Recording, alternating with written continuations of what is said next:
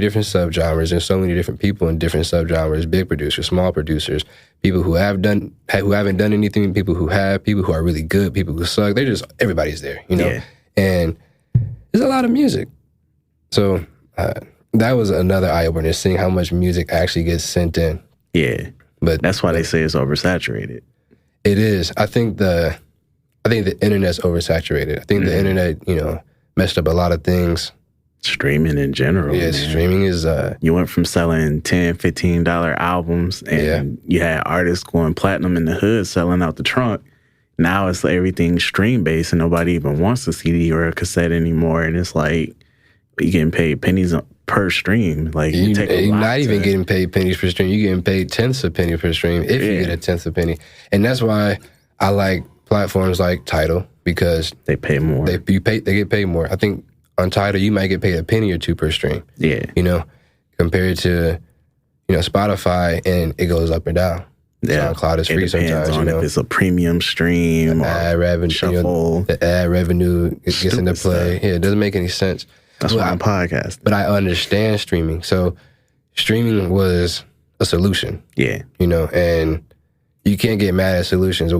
I'm for streaming because it's a solution. I'm not for how streaming companies handle things sometimes, you know? Yeah. So you got streaming companies that are going to spend, I think the number was... They rig numbers for certain artists, too. Yeah, that too, because I don't understand how a song can just come out and be number one. You know, it has to climb and grow the numbers. Over a 24-hour span. Not even that. The minute they send it to Apple Music, boom, number one. Number one. It's like, all right, you pay for that slide, though. You know, but I get it, marketing. Yeah. You know, that's a part of it. You have to do it. Yeah. You know, so...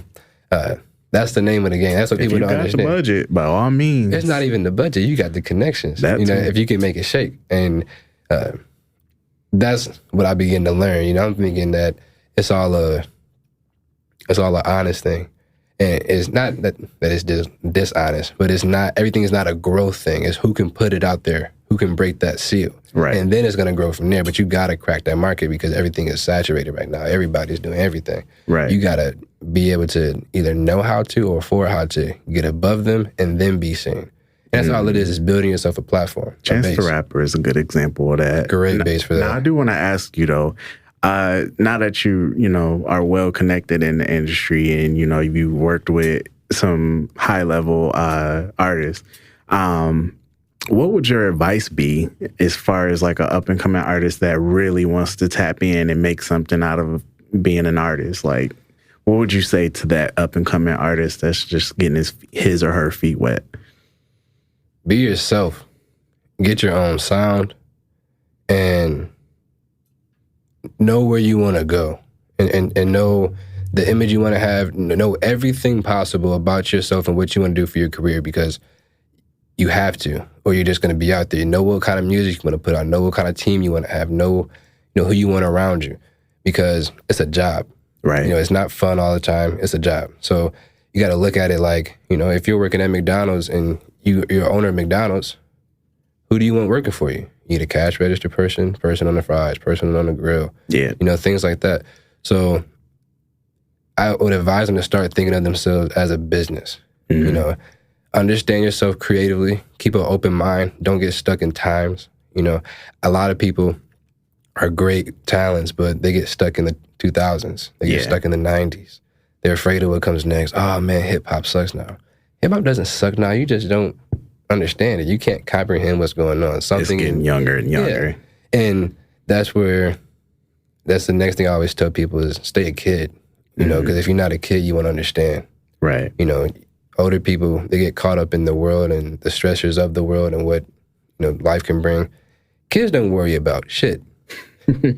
Kids say fuck it all the time. You got to say fuck it sometimes and just have fun. Do what's natural to you. You know what I'm saying?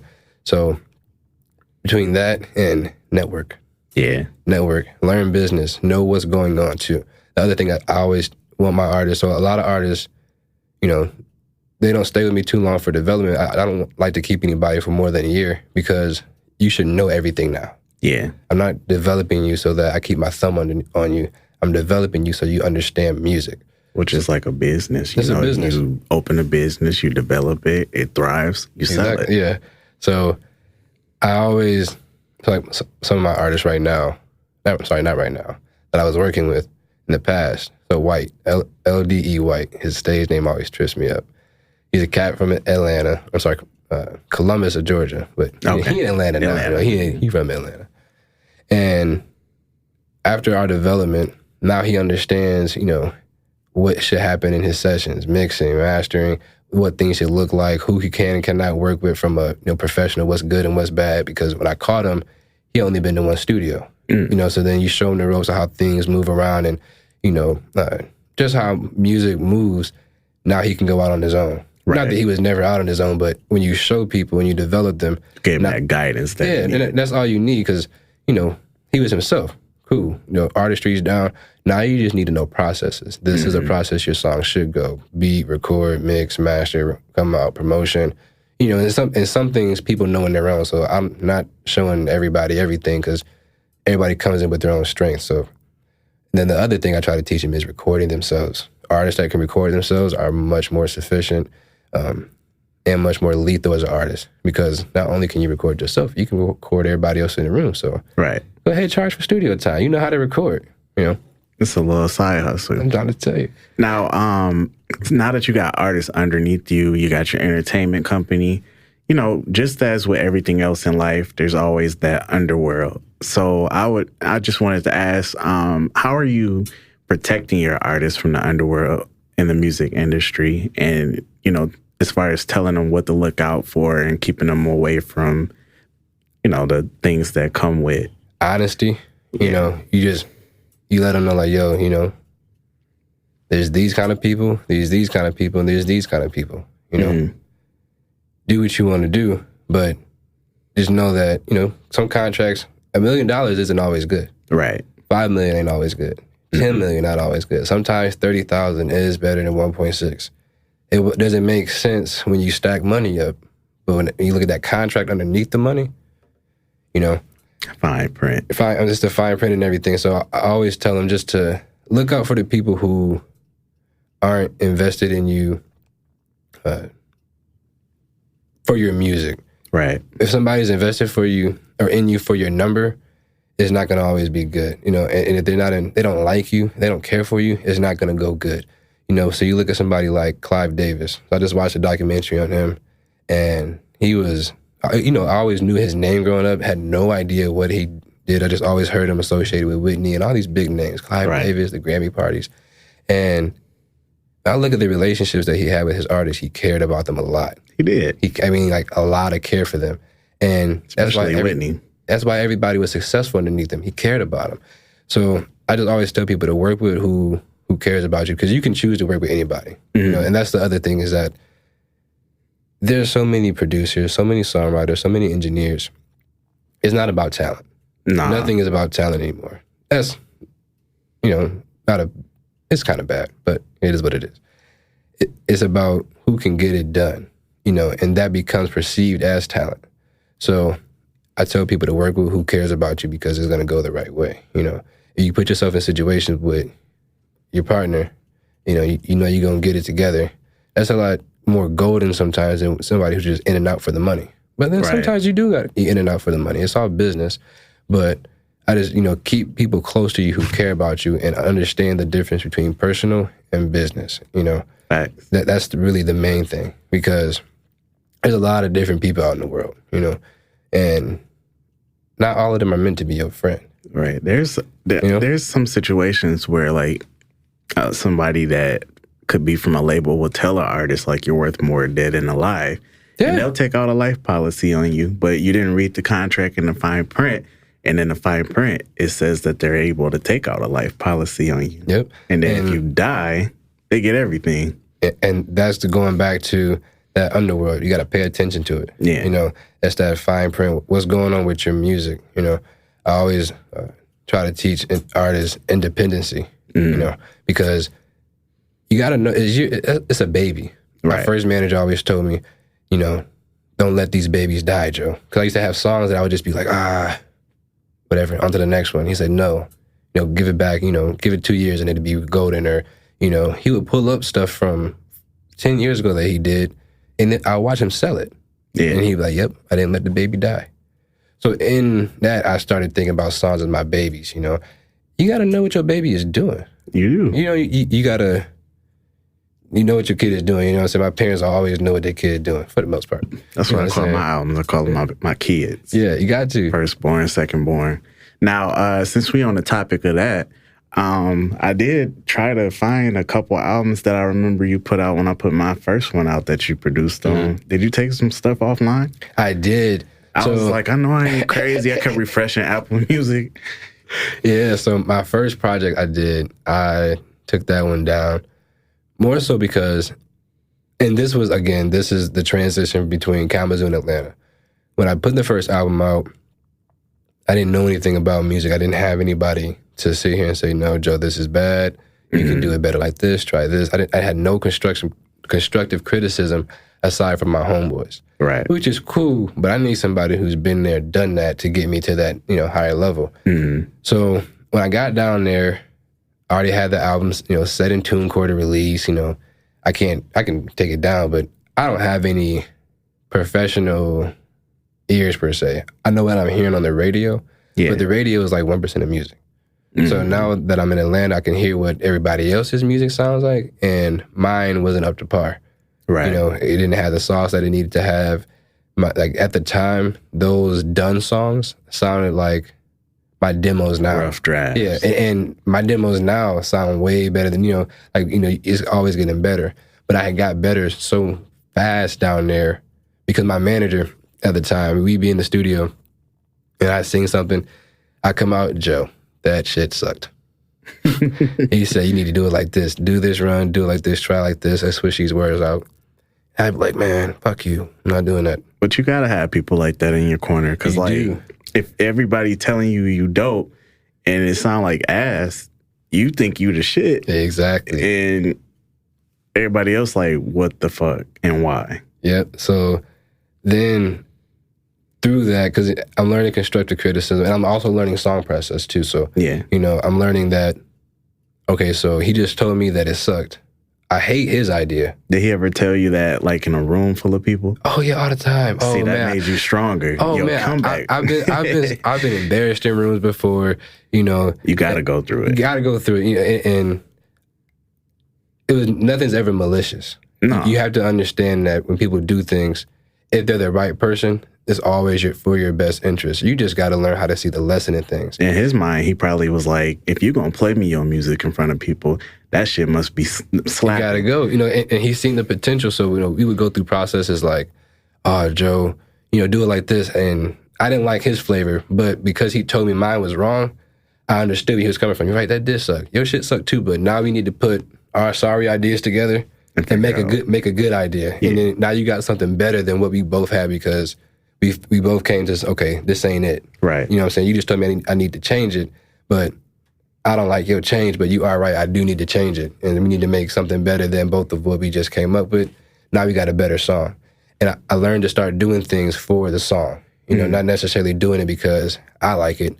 Do it because the song calls for it. You know, treating each song like a baby. You got to raise it as it needs it, not as you think you need to parent something. You know, every song need to sound the same. So that was definitely interesting. You know, and it makes you stronger because it makes you more flexible. Right. You know, and that's one of the lessons I learned, you know, playing football, playing sports, is that the more flexible you are, the stronger you are, the more nimble you are, you know, you can bend. Yeah. And it makes you flexible and it allows you to do a lot more things and not stay, you know, narrow-minded. So who would you play football for? Western. Yeah, play football for Western. Before that? Play football for Lloyd Norks. Play football for Linden Grove Middle School, Hillside Middle School. All the rivals. Yeah. Northside Rocket football. And that was rival. it. All right. Well, since we're on the topic, I just want to know what inspired you to, you know, pick up a pen and pad and start writing songs and rapping and singing. And then after you get into that, just tell me the inspiration behind what you do have available for stream now. So I've always been in music. Like, it's one of them things that it's just always been inside of me. If you ask my mom, she's going to tell you about how I'm 2 years old banging pots and pans. I'm playing the drums at church at 2 years old. And it was just always one of those things that was natural to me. But because of how I learned, so I learned music by ear. Right. And a lot of people who learn music by ear, if you don't have the right person to teach you, you won't be able to comprehend what's going on, because it's almost like knowing how to speak perfect English, but you don't know how to read it. So you can have the best of best conversations. If you say it, I'll say it back just like you, but I can't read it. Yeah. I have no idea what's on that paper.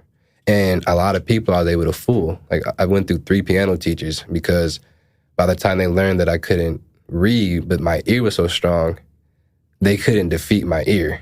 I was a kid, so I couldn't comprehend what was going on. I'm like, kind of taking the easy way out. Like, why am I going to sit here and learn this when I just know it? Some things you can't help as a kid. And it was in band class all throughout 6th grade through 12th. I played the saxophone, the bass. And I was in drumline all throughout high school. And then, so in that, I was always kind of getting my daily dose of music. Like, I can go to band class and rock out, and then when school gets out, I could play the drum set in band class for 3 hours until a football game, and I go play the football game. Or when my freshman year, then I would march the field. So I was always getting this little dose of music, kind of just to, if you're a fiend, you got yours. You just got a little bit a day. Yeah. And I didn't realize how important music was to me. So then I go play football at Western. I don't have any music classes. I am losing my mind. Like, I'm just missing music. I'm like trying to listen to 2 songs at the same time, just like, what is going on? So I bought this drum pad, and I was fixing it for a little bit. I was able to just kind of play around on it. Yeah. And then my homeboy, he came over with this crack version of Logic. Okay. And it was Ali blew my. So I met Ali. Shout out to him. I always known Ali. If you meet him, he gonna say that he met me in elementary school. But I really met Ali at Hillside. Okay. And then we worked together. And when we at work together, I remember seeing him when I went to high school. At Kansas Central, they had this talent show, and he played the piano. No, it wasn't a Kansas Central talent show. It was a city talent show. I'm sorry. And he played the piano and just cut up like. He playing the piano and he's spitting his poetry, and we were working at like summer school together, and I just remember playing the piano. Something happened where he seen that I was messing with this little drum machine, and I seen he was on the piano, so we had linked up one summer. He gave me this crack version of Logic. I already knew how to work GarageBand, but when I seen Logic and all the endless possibilities, we just like kind of just started going crazy, and I fell in love with it. Like, just every single day was opening up Logic. I'm making 5 beats a day, like just being creative, just trying to figure it out. Yeah. And then through that, then we go into so that was after my freshman year in college, the summer going into my sophomore. And so I don't get invited to two-a-days, so when Fleck came his first year, his second year, a lot of people wiped out, a lot of open spots. My class is a big class. Now Fleck is recruiting full classes, and he had a lot of walk-ons. At NCAA rules, you're going to have 105 at camp. So a lot of folks a lot of walk-ons didn't make it to camp. If you didn't play you don't need to be at camp. You don't play, you're a walk-on. They got to get their scholarship kids there so that their scholarship kids can learn the program, because those freshmen do play. Yeah. So I'm like, bet, this is perfect time to learn some beats. So I'm not even missing football, bro. And I've been spending the better part of my life at this point straight football. I said, yeah, fuck this. I'm not playing football anymore. But I had already told a team that I was going to be there for them. I signed up for another season. So I said, you know what, after this season, I'm just going to stop and go straight into music, whatever that looks like. So then throughout that process, I knew that Western had a program, and then I got into the program, didn't like the program. And I stopped going to school for a second, actually. Like, it just wasn't worth it. I sat down with a kid, and Western's program was new at the time. I sat down with the senior, and I asked him a question. I was expecting, knowledge when I was talking to this older person that was about to graduate from this program. He didn't know the answer.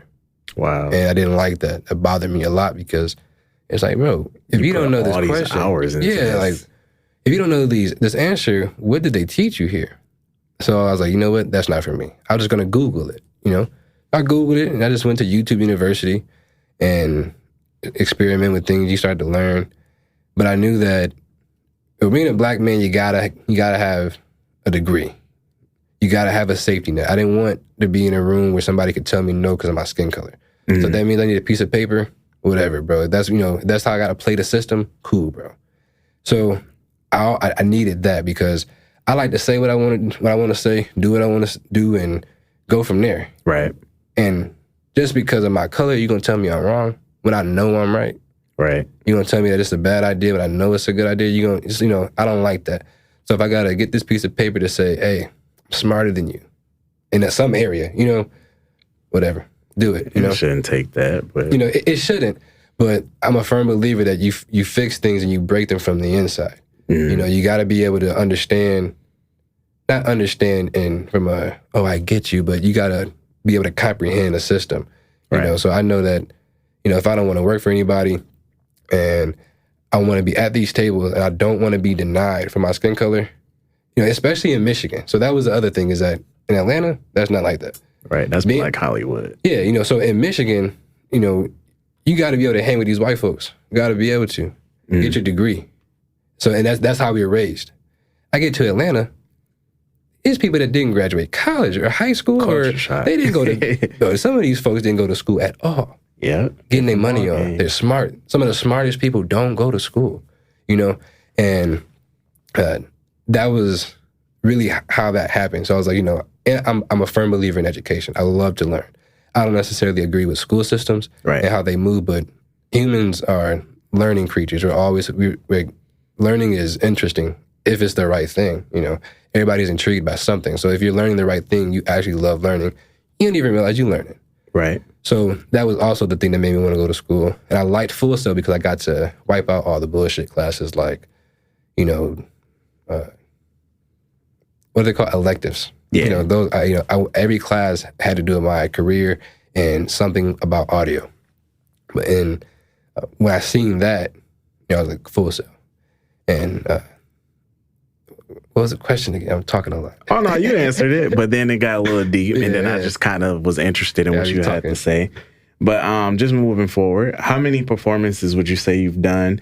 And then also, how many local artists have you worked with from Kalamazoo and then Atlanta as well?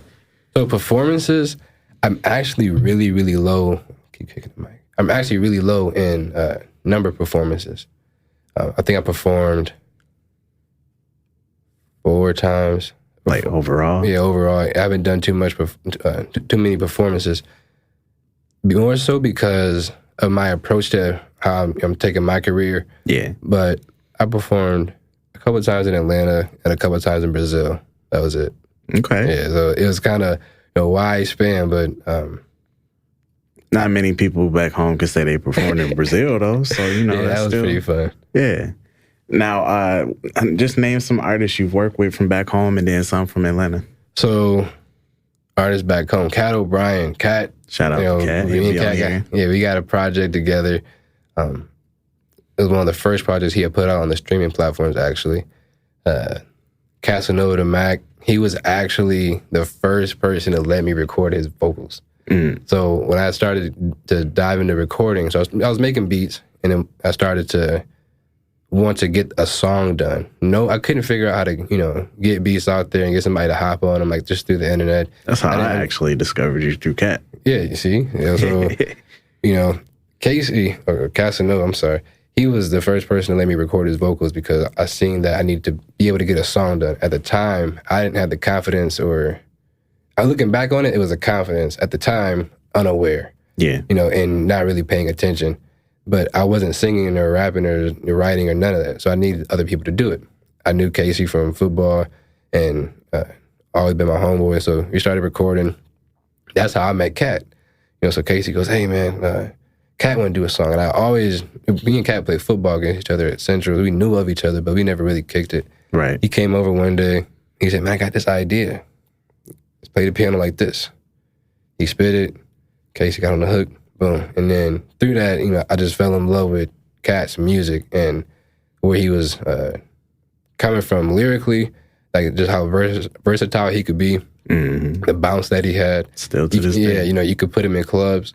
And, we locked in for like about 2 years.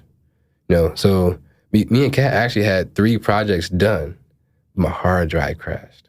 I was wondering what happened to a couple of the songs he played me, because like they was super dope. And I keep asking him like, when you gonna put that one shit out? And he just be like, yeah, it's coming. It's touchy, man. It's touchy. So this is what I learned. Back your shit up. Have multiple hard drives. And working on a school assignment, I stood up out my bed and forgot my hard drive was attached, and I kind of yanked, and the disc on the CD, like the thing that's inside the hard drive, just kind of knocked off. Lost like over 100 beats and 2 of Cat's tapes. Damn. Oh man, I was so sad because Cat had just went through that with another producer. So, and it happened on the day I'm going to back something up. I'm going to back up all of his files because we had just got done recording the last songs. Now we're about to start mixing it. So I'm about to back up everything. And like, bro, just lost all the work we did because he came and did it so fast. So normally I back up like once a week. He came and did these songs in like 2, because we were just, writing and doing demos, and he went back and just redid everything. Right. So, yeah, I cried when that happened. Just more so because I was disappointed in myself. Like, yo, you just lost somebody's music, bro. Like, what are you doing? And that shit hit different. Man, because it was so good. It took a long time to get Cat to where he was happy and I was happy. Right. To where it was like, okay, I could put this out because I like it. You could put this out because you like it. Because, I got to change for him. He got to change for me. That's just how it is when you work with anybody. When you collabing, it's about taking away some of yours, taking away some of mine, putting it together. So I got an interesting story for you. Yeah. So, we did the song Just a Minute on my first album. Yeah. You didn't produce that beat in particular, but you sung on it, Versatility. And then you also had a couple beats on my first album. Zach Bowden on the camera is actually the dude that rapped after your vocals. Oh, word. Okay, small world. Yeah. He mixed them and everything. He an engineer too. Oh, so, and then, y'all got a lot of similarities. I was going to mention it, but the story was going and it was so good. But he did band and football as well. So word. That connection is there. Yeah. I also did a song with Cat. I don't know if you remember that. High Life was on my first album. That's actually one of my favorite Cat verses. Really? So when Cat did that, y'all came over, me and Cat, man, I think we just got into some argument or, I remember. At the time, I'm young, so I'm still learning how to talk to artists. And I'm taking a much more football approach, so I'm trying to get Ollie to under development at this time. Ollie not going. I got Cat though, but in my criticism and like trying to get them better, I'm hard like a coach, and I remember, my documentary, it was on there. So in taking that approach, oh man, what you just asked me? Oh, no, I was just telling you about that, and then we was talking about Cat. High Life. Yeah. Bro, his best verse. So I hadn't heard Cat in a long time. So we just got into this argument, because I mouthed off. I said something like, oh, this shit sucked, or like I said something that pissed him off. Crazy. I said something crazy. I was talking crazy to him, not because I was talking crazy, but I'm used to football coaching. That's where that aggression in that verse came from. He was like, man, fuck this nigga. I'm trying to tell you, bro. So I hadn't seen him in a minute, and he was like, I need to do this verse. So I wasn't able to criticize any of his writing. Mm-hmm. So he comes over, and I'm like, fuck, let's see what this guy got. He told me he wrote that shit the same day I asked him and paid him for the verse. Bro, listen. So I hadn't seen Cat, and he was always working too. So it wasn't that like, Cat stayed away for 3 months because we was beefing. Nah. I just didn't see him all the time because we just got into it and then he's working and shit. Everybody got stuff going on. And he come over, I'm like, all right, I wonder what this is about to be about. Put the headphones in, he just wrote it. I was like, yo. He was hungry. He was better though. So whatever had happened between, I don't even know how long I hadn't seen him, but he got so much better. Mm. And then we did the project that we got out now. He knocked that out in a week. Mm. And that's when he started to, I wrote this today. I wrote this in the car and putting it down. And it was, in my opinion. And I didn't have, but he got to the point where I didn't have anything to say anymore. You said what you said. I didn't have any more. You could have said this differently. You could have said it better. Because at this point, he was Cat O'Brien. You know what I'm saying? Once you yourself, I'm not going to sit here and be like, you could have, nah. Could you? If you're going to ask me, yeah. But now you got he's on wax as himself. You know what I'm saying? Can't do nothing to it no more. So at that point, I was like, yo, golden. And everything else after that was just surefire, man. I was so shocked. Because I hadn't seen him in a minute. So I was like, bro, what the fuck you been doing? Like, what YouTube videos you been watching? Like, you just pushing them battle out. raps. I'm trying to tell you. But his hooks have gotten a lot better. Yeah, so, I would say. Because Cat never, me and Cat, we never bumped heads over bars. We always bumped heads over what's the hook. And melodies. You know what I'm saying? Like, do it like this, kind of, I try to get him more that Roddy Wave. You know what I'm saying? He out here. So I tried to catch him, try to put him hip to more of the melody things. He put me hip to more gangster rap because that wasn't something I was listening to. So I do understand why somebody wants 64 bar verses. Mm-hmm. That's the music that gets made. And then he began to understand why somebody does want a 16 bar repetitive hook. Or an 8 bar verse. You know what I'm saying? Something, short ass song. So everybody's learning, through that process. But yeah, man, when he did that song, like, I still listen to it just because, like, the whole thing riding, and then that's my favorite Cat verse, man. And that's actually my favorite song that you got too. I wish that the song that we had was my favorite song, but that High Life is the beat. I don't know who made the beat. That beat is tough. My boy Brandon, Big B did it. And shout out to him. He got married today. That's why I'm dressed up. That's what's up. Came straight here.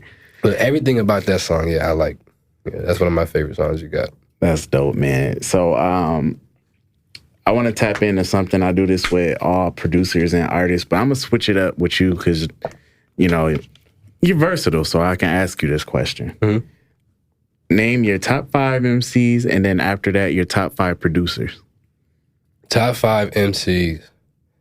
I'm going Biggie. There's no order. Biggie, Pac, Jay, Kendrick. Okay. And then, I just one more. Let's see. I'm gonna say J. Cole because J. Cole's I fell in love with hip hop because of him. Okay. But I appreciate all those rappers. Like those are probably my favorite MCs and rappers. They all got their different flavor. Biggie his flow was immaculate. You couldn't. There's this video and Biggie, there's no beat and he's just rapping. And you feel that. Like, you just you start moving your chest like there's a beat. He had a way with words. Yeah. Tupac was just the better artist as far as how he expressed himself. Yeah, Tupac was definitely the better writer, but I learned that I kind of got a more pop ear when it comes to things. Yeah. And Biggie had things that could go on the radio all the time, like, baby, he could do both. Just, kicking it. But Pac's words were just there. It's reality. More impactful. And that's why I like Pac. Jay's a businessman, and Jay's clever. I like things that are witty and funny. Jay, you got to know. That was Big Daddy Kane's protege, so he had to come with it. Jazzo, and he was under Biggie too. So yep. Now, what about your top 5 producers? Top 5 producers. Ooh, Quincy Jones for sure is like, grew up listening to Michael Jackson. Omega. Man, Quincy Jones is, and he also has a career that most people in the music industry don't have. Right. And his leg up in the music industry was that he understood classical music and jazz music. So he was able to put things together scientifically that most don't think about, because just because you're in the music industry doesn't mean that you're good at music. And he was good at music. So that's why, Thriller and Off the Wall are next level albums, because you had somebody that understood music and sonic and the formulas and the science behind music with a pop artist. So now it's on the radio with a pop formula. Now it's catchy. And he did all genres of music. Man, he's just sick. And orchestra. Yep. Pharrell. A lot of Pharrell. Pharrell, he keeps his bounce to him. He's very widespan and very simple. Timberland, a lot of bounce to him. Those are my favorite, hip hop ones. Another producer. You got 3 so far. Right now, I really, really rock with Joe Louis. I rock with Joe Louis, man. I am a fan of myself. I'm trying to think. I'm trying to get you a producer that's really out there, because I've learned to appreciate, all different type of genres, and different type of producers. Let me give you somebody. I'm trying to get you somebody different. Top 5. Stevie Wonder. Okay. And a lot of people don't know that he's a producer, more so on the songwriting. But back then, they're producing those songs. And he goes through. Does a lot. Like, his musicality is through the roof. Like, Stevie Wonder as a producer, the songs that, like, a lot of people don't understand the songs that he put together. Like, a lot of, like, Shaka Khan, some Michael Jackson, any songs that come from Motown, you know, for the most part. Another weird producer. I like, he's somebody modern. I like Quake Global. Okay. He's real dope. He's into the keys a lot, you know. He from Atlanta? Yeah, he's in Atlanta. He did a lot of Lil Baby songs. He's really, really, it's simple, but it's like, it's this, you know, hard piano melody, simple 808 drums, and it's always a hit. You know, no matter what he got going on, it always rides because that melody is there, and the drums are just doing enough, you know. So I had a chance to work with him a couple of times, collab on beats, and it was fun just working with his melodies. Like, he's real melodic with his things, and that's something that I'm not. So I'm real rhythmic in my things. So being able to, you know, see what he got going on and work with his melodies and things like that, like, that's, he's probably one of my favorite coming out of, as not coming out of Atlanta. He's already out of Atlanta, like, you know, #1 songs, like, you know, he's him. Yeah. But, yeah, I like Quake Global a lot. He's dope. Bet. All right. So now that we getting towards the end here, I got to ask you, I ask everybody from back home this question. Give me your top 10 MCs from Kalamazoo. 10 MCs from Kalamazoo. Oh, man. I ask everybody from back home. 10, let's see. Let me think about this. If I can name 10 MCs from Kalamazoo. You know, you just going to name them off of who I worked with. You're going to go with Ed, Cat, Bull. I love Bull. Tay Bull? Oh, man, I love Bull. Bull he's dope. You know, I'm waiting on him to pop. Like, Bull is... I think he got it. Yeah, like, once other people hear him, like, it's going to be tough for him because, like, he's versatile. Yeah, he's tough, bro. Like, what's the man's Ed Genesis? Shout out to him. He actually, I took a couple meetings with him, like, when I was older in Kalamazoo doing music, and he put me hip to a lot. So, you know, shout out to him. Ali Boumaye, you know, you got to credit, bro. Shout out to That's him. My guy.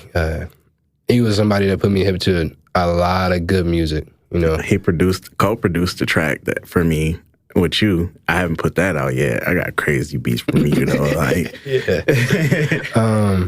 Paper Jew. Okay, shout out to Jew. Free Jew. Yeah, man, what? So he is actually probably one of the most talented people I've been in the room with. Like, a lot of people, the music that we were hearing from Jew is not all the music that he has, and, like, he's versatile. He was he like can actually rap too. A lot of people can rap, sing rap, and he's one of those people where you have to record him constantly because when he goes back, unless he likes it, it's something totally new. Yeah, you know, what's that? 7? Yeah. That's my. Lock Smooth, that's his stage name. Here last week. Yeah. Oh man, Loc Smooth. Yeah, I be forgetting everybody. I be calling everybody by their first name, man. I gotta give with folks, you know, the folks' stage names. He's hard. I think he's a nice representation of the grit that can come from Kalamazoo. I gave him a title on the show. I told him he was the leader of the next generation. Man, he got it. I don't think he was ready for that. He got it, man. Like, I think that you got to be cut from a certain kind of cloth to be able to get down the way he can get down them songs. You know what I'm saying? And for it to still translate. Like, in music, you can really do whatever you want to do, but you got to be able to translate to a lot of people. You know, no matter what your story is. You know what I'm saying? If you're a barber, you got to be able to tell your story as a barber well enough so that the mechanic understands it. You know what I'm saying? No matter the differences that y'all might have. And with his music, I was hearing that. And it was actually funny to see that he started rapping because, you know, that's like my little cousin. Okay. So I heard his music. I was like, oh, nephew, what you got going on? And then he was working a lot with Chubb Millie as his producer. Yeah, he bigged him up a lot. I'm going to go with Chubb as my number 9 because Chubb is like a little baby Paper Jew in my opinion, but then he makes his own beats. So he's lethal. Like, Chubb can sing, rap, make the beats. Dangerous. I don't know. I think he in Florida right now. Okay. But, you know. That's good. I mean, yeah. It's hot back home man, right now. I'm trying to tell you, keep these kids out the way. Number 10, man, let's see. I need one more. Ooh, Jalen McPherson. Jalen wasn't rapping. Now I'm gonna go with Jalen and I'm gonna go with Jerron. Okay. I'm gonna go with Jalen and Jerron because Jalen, he wasn't rapping the songs that we did. He was always singing, but Jerron was he was a breath of fresh air on the songs that we did together because he was closer to New York. Like he was just riding it. He had more Biggie vibes to him. So I'm gonna go with him as number 10. Him and Jalen. Yeah. Okay. Well, in closing, man, I just want to go ahead and give the viewers and the listeners, followers, subscribers, another look at you. Where can they find you on social media? And then is there anything you want to promote? All right, social media. My Instagram is joelewis.music. I don't got a Twitter. Okay. I'm just on Instagram. Things I want to promote. A lot of music's coming out. Bando Pops, his album's coming out. Me and Dave Mack, we just had his project go #1 in Canada on Spotify. We also just put out another project on top of that. Janessa, her EP's coming out. I have an artist, Ayan, her music's coming out. We're wrapping up her EP. I want to promote a lot. I got a lot of music coming out. Okay. HB King, we're about to put out a single with him, put out his Ace Mix. And that's going to be a fun one. That's going to be straight club music. Okay. And these are all Atlanta-based artists? No. So Dave Mack is out in Canada. Where Janessa's from Kalamazoo. Nyla, she is from Atlanta. HB King is in Atlanta. But see, the thing is it don't matter where you at because we can put you anywhere. Yeah. So, a lot of these artists that are about to release will be working with people from other countries, Yeah. We're getting heavy in the continent of Africa. So it's not going to matter, where you're from no more. But you got the internet all over the place, So, right.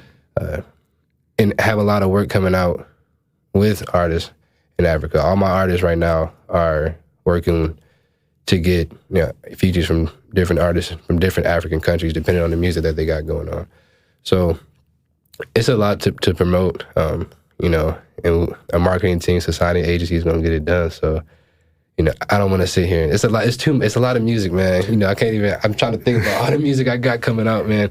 And it's a lot, but you're going to see it and hear it for sure. Oh, definitely looking forward to it, man. And I appreciate you for coming. I know it was on the fly, but you just happened to be back home. So whatever you did to open it up, man, I appreciate it happening. Oh, yeah, no problem, man. And you can come back anytime. Hit me up. We can do Zoom or you can fly back in, whatever, man. Bring artists with you, whatever. We're going to make it shake. Yeah, that's dope. And I'm going to definitely make sure I get them unreleased joints done. And that way you can have something else. Tell Ed to put the music out. So what I was telling him outside was that Ed, like my appreciation for Ed goes so far back because you were the first person to ever pay me money. Like, ever. Like, period? Bro, I'm talking about you was the first person to buy a beat. And when that shit happened, I was like, yo, who the fuck is this nigga? Why he just paying for my music? You know what I'm saying? 'Cause it was new to me, you know? And I appreciated that. And then especially when I got into business, I was like, man, Ed was really the first person to like really be like, yo, no, Joe should get paid for what he got going on. Not even Joe should get paid, but like it's good enough to buy. Yeah. Like that was a eye-opener. And that began to allow me to see more business things like, shit, maybe my beats are worth some money. Maybe I should stop this albums worth, like, you know what I'm saying? Like a lot. So tell Ed to put the music out because he spent the money on it. He got the words. You know what I'm saying? Just tell him to put the music out, man. He got the songs. All Joe Lou and Ed. I'm telling you, he sent me a picture of all the beats. I didn't even know he had this many. It's like 20 of them. Facts. You know what I'm saying? And that's from the past. Wait till we link up in the future, man. Like, tell Ed to put the music out so we can get some new shit going for y'all. I'm going to definitely make that a point. 2021, I'm definitely going to go nuts. Man, you got to. Just content saturation. Yeah. Singles and albums. I'm going to put out multiple. I'm actually doing something where I got 54 weeks starting January 4th, I think. I'm going to drop a song every week of the year. Do it. Yep. So at the end, it'll be 54 songs, and then I'll put it into an album called like 54 Weeks, something like that. But for the whole year, I'm going to drop something once a week. Now, are these going to be straight you the whole way through? Collabs? It'd probably be just mostly me. Ooh, F54. Yeah, Blair track.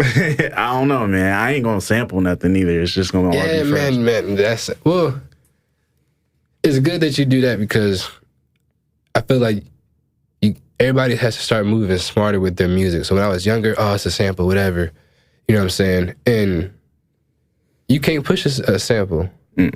Because if it cracks that surface, they want their money. Yeah. You know, and if you're gonna do that, you know, be smart about it. But, you know, I try to keep a lot of my releases without sample base. But sometimes, you know, the artist wants what they want. So you gotta deal with what we deal with later on. If you can't clear it, I just don't even try to sell it. Don't put it up on something that's free that you can't benefit from it. Or and I'm gonna put people hip. You know, this is what I tell people. If you can't clear it, know that you have that there's a slight chance that you're gonna get sued. Now, this is what you're gonna get sued for. You're gonna get sued for negligence. You know, so if you don't handle a problem, then people want their money. You gotta think, nobody want to spend no money on lawyer fees. Right. So if you sampling me and it's big, I'm just gonna knock on your door first. Hey man, you got what's mine, like, you know, can I get some? Right. And then you break me off, all right, cool, you know? Or we go through, you know, we go through negotiations, we're straight. Is when people go, nah, I don't wanna ooh. Then they get sued. That's when they get sued. You know what I'm saying? So or at least figure out who owns what. Yeah, that way you can pay the right person. And there's so many ways around things. Or you know, if you just have to put the sample out, it's a way to go about it. If you have to put it out and you know you can't afford it, just hope that song doesn't crack. Because Kendrick had samples from Section 8 and he didn't clear them. And that didn't catch up to him until his third album in. So he got some time. He got the bread to clear it. You know what I'm saying? So it worked out for him. Yeah. Well, man, again, I appreciate you, and I look forward to everything you got going on. And like I said, man, I'm just a text, call, whatever away, man. Oh, yeah, appreciate you, boss. And I also look forward to what you got going on in Atlanta as well, man. Oh, yeah, it's worldwide, bro. Facts. Worldwide. All right, man. Appreciate it.